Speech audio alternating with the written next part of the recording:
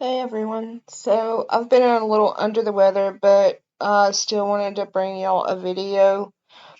This is the tumbler that we are working on today. It's really simple. Um, the main reason why I wanted to do this is to show y'all this mica powder. It's called Power, and you can get it from Chimp, and I've got a discount code in the description. So the first thing I did is I went ahead and with this 20-ounce tumbler, I sanded it down, wiped it down with 91% alcohol, and put a layer of white spray paint on it. And once that was dried, we went into the creation of the tumbler. So this is using KS resin, White Waves liquid resin dye, and it takes very little of this to dye your resin. So this is like, it's white. We're going to mix that up and we are going to put that on this tumbler here. Now I did put just a little bit of just a clear resin down on the base before adding this. And we are just going to get this stirred up really well. And this is our glitter chimp power. This is the part that I want. This is the main reason of doing this tumbler. I like the marble looks, but this power, as you saw in the very beginning, when power gets warm, it's going to change to a light gray color. As it gets cold, it's going to turn to a black. And that really depends upon how much of the mica powder you're going to put in. You can see here I put in quite a bit.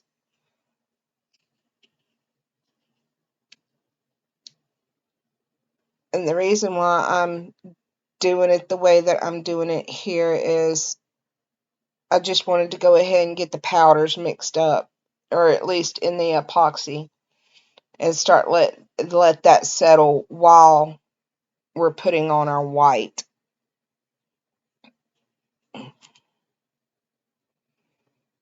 I've learned with this, I learned to put in my mica powders, your glitters, put that in first, and then you can put your epoxy on the top, and you have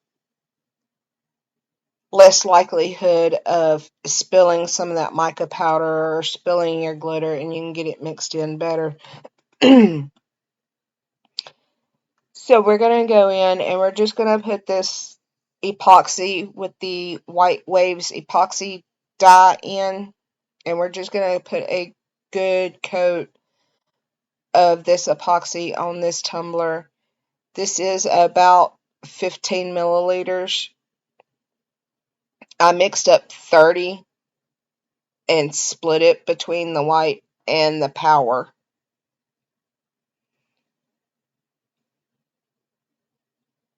You just, with the white, just get a good coat all over this tumbler. And I generally push my epoxy from the bottom to the top.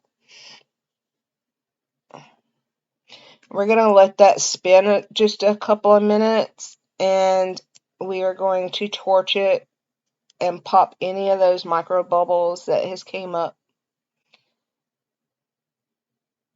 in this epoxy.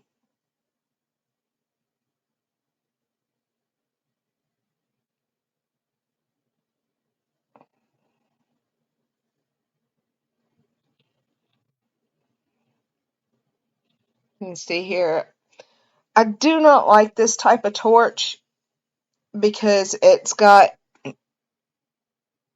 you've got your clicker up underneath, and it's hard sometimes to get that trigger to release. And that's the reason why I don't like it. I'd rather just the push button ignite. So now that we have torched our tumbler and letting any of those micro bubbles pop, and I reversed the spin of my tumbler,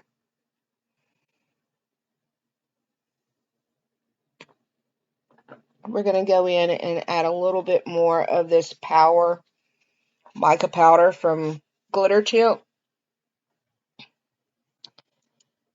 I didn't like the color that it was turning out in the little cup there, so it was a little too light for what I was looking at.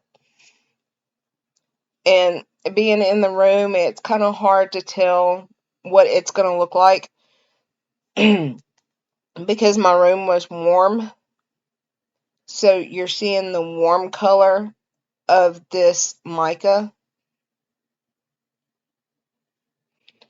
And I'm thinking, I have not tried it, the only way that you're really going to see the true color is if you put it in the refrigerator.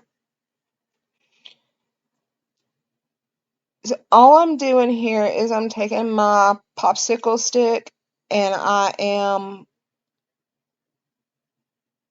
just laying this mica and epoxy down, no particular way. So you can see some of these little areas, I'm doing little circles as I'm going up, just straight lines. It doesn't have to go on in any particular way because we're going to heat this up and we're going to allow this mica and epoxy to move. And that'll help get the swirls and the breakup into this coloration. And you can see some of the movement.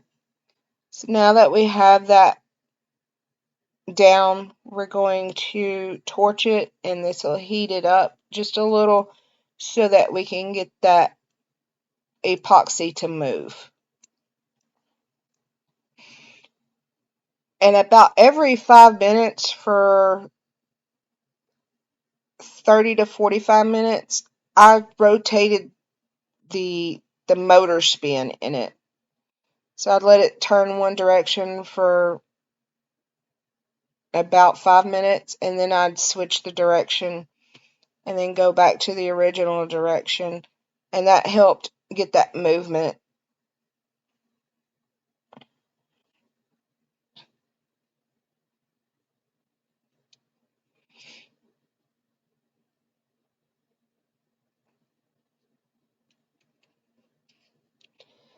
Like I said, this is really simple.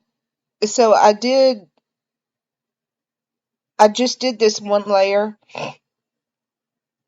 and then I went in and you can see I'm trying to break up a little bit using that little bit of white epoxy that was left over. So I'm just using that to really make sure around the edges is coated with the white. And I go through and I kind of break up some of the harsher lines.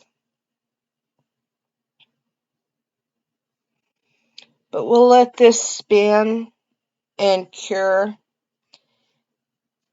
And we're going to put 2 coats of clear epoxy over the top to finish this off.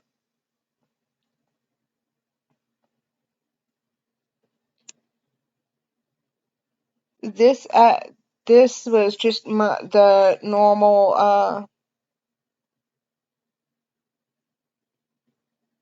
amazing quick coat that I use. I will be switching my epoxy because I've actually ran out of the amazing quick coat. So I will let y'all know when I change that. But this is the final look of this tumbler. I could have got some of the black up closer to the rim, but I still think it turned out really nice. And you can see it was a little bit of cooler day outside, but you can see down at the bottom it's still a little warm and it's changing colors and getting darker up at the top.